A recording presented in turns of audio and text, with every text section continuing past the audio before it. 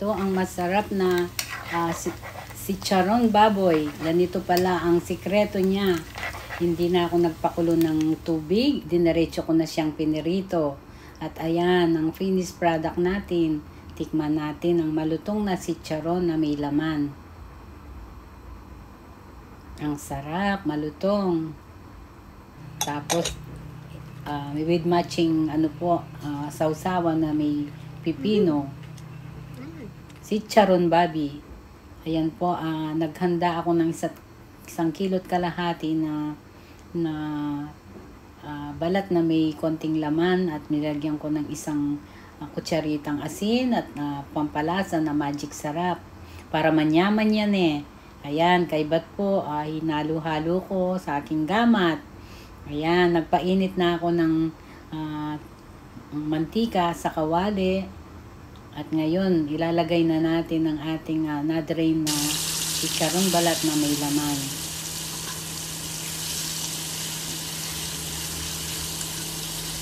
Basta halu-haluin lang. Ang sikreto nito, assure hindi ito tatalamsik. Hindi ka mapapali sa mantika. Nakakapangawit lang ng kilikili. Ayan, nilagyan ko what I mean po, constant lang po, halu-haluin lang. Ayan, at medyo na siya, medyo naluluto na siya. Ang first frying po nito ay kailangan ay magiging color brown po. Pero nakikita nyo, wala siyang tilamsik. Manalamsikin taba na o lawin nyo. Makanini ang sikreto na simple ang pamaglutong si Charon Babi. Ayan, malapit na pong maluto. Malapit na po siyang maluto. Konting tiyaga pa. Siguro nasa 30 minutes ko na siyang hinalo-halo. Ayan, ang mantika po niya ay sa sarili niyang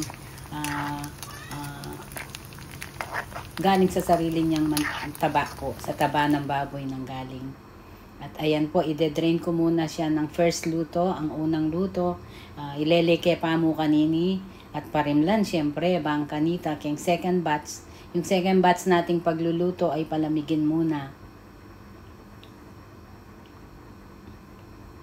Ayan po, medyo umatras lang siya ng konti, pero okay lang, marami pa rin siya.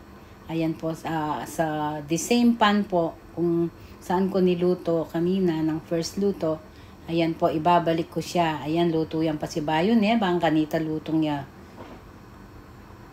May ngabit ko pa mong 1/4 na nitang, yung niluto kong nauna, naglagay muna ako ng 1/4. Ayan po, at maalsa-alsa na ang ating si Charon baboy. Nyama na, si Charon Babi yun. Makanini po pala ang sikreto na ning pamaglutong, mabilis sa pamaglutong si Charon Mikilaman.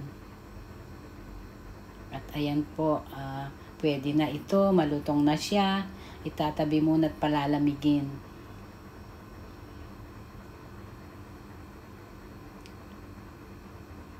Kaibat po, itang rest, ayan, ikabit ke po, aliwa, iluluto na natin ulit ang masarap na si Charon.